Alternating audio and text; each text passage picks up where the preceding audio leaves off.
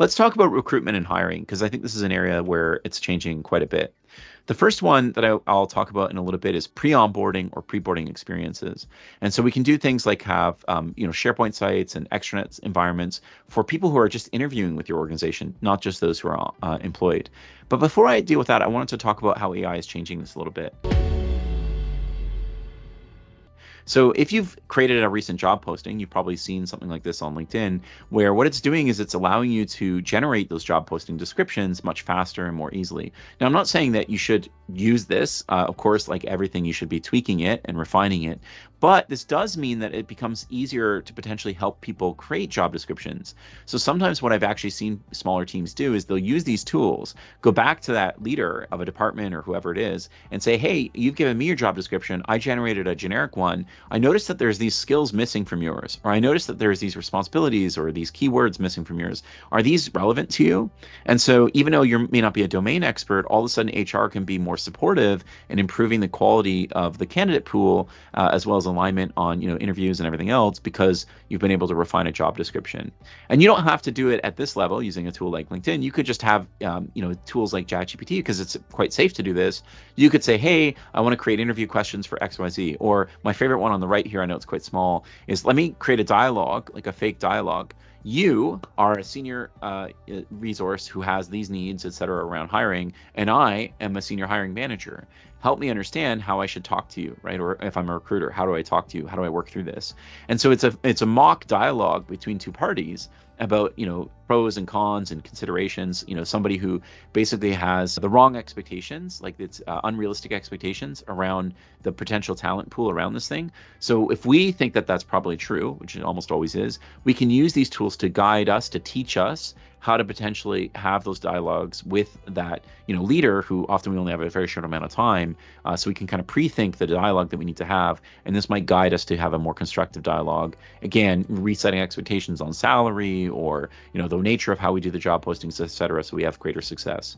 So there's lots of patterns like this where these tools can really help represent an individual or a role, and then you can use it to learn, to improve the quality of how we conduct everything from interviews to job descriptions. And then we've already talked about like creating job descriptions yourselves, or even looking at the resumes that people apply in this candidate pool. What kind of job description would be, if you looked at them in aggregate, what job description would that map to? And then you can actually, again, create some interesting opportunities where, is that kind of this aggregate one very different than the job description we had? If so, is there ways that we can tune or calibrate the way in which we're getting those job candidates in the first place? So again, there's multiple ways to look at that.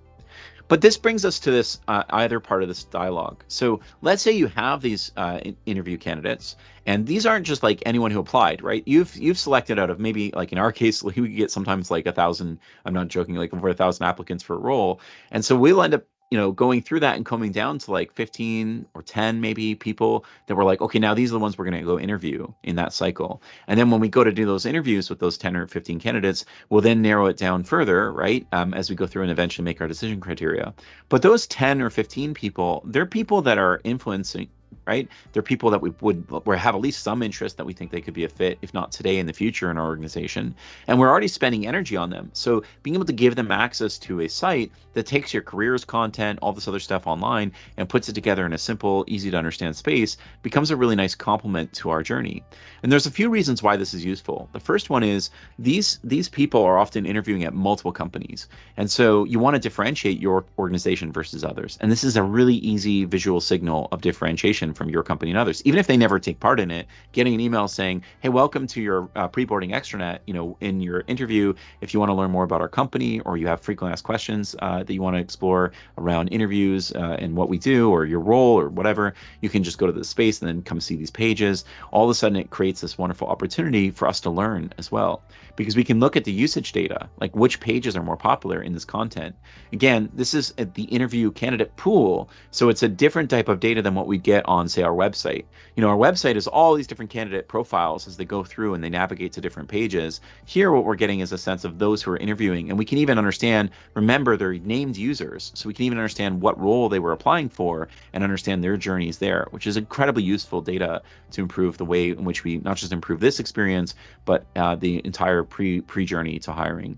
And so that's one of the reasons I really like this. The other one I really like about this is we found that when you create this, first of all, it's very easy, right? We're just talking about a SharePoint extranet. We can use Outlook, Gmail. Microsoft has this capability to do business to consumer integration for authentication. So we can just allow people to use their Outlook, the same addresses that are in those resumes, right? They can use those to access this. But it also allows us to potentially pre-board people a little bit more effectively as well.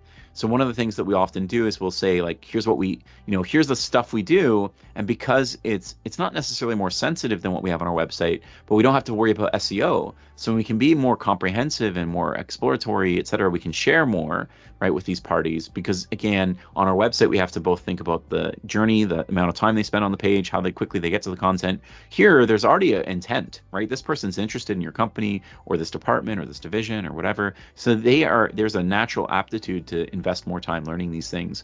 And that also means the dialogue with interviews become easier because they kind of understand like the language of the organization. They understand what they're doing, how we work, et cetera. So again, really, really useful, simple investment. I encourage more and more organizations to have a pre-boarding site space and environment. And of course, we mentioned earlier this experience of digital fitness. Well, using Microsoft Teams, we've all been there.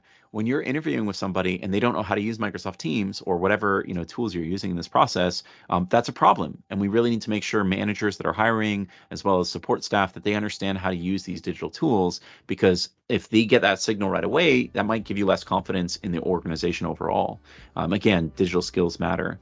And even little things like making sure you enable recordings and transcripts or live captions so that the candidate, not just you as an interviewer and the next interviewer, can benefit from that, because there's a huge benefit, right? If I have the transcript and I get the next interview, then I don't need to ask those redundant questions. I can just quickly, in some cases, literally in the beginning of my interview, as we're starting doing our niceties, I'll often check, like, what did they talk about? Like, did they talk about this? Did they talk about that? Right? Because life is busy.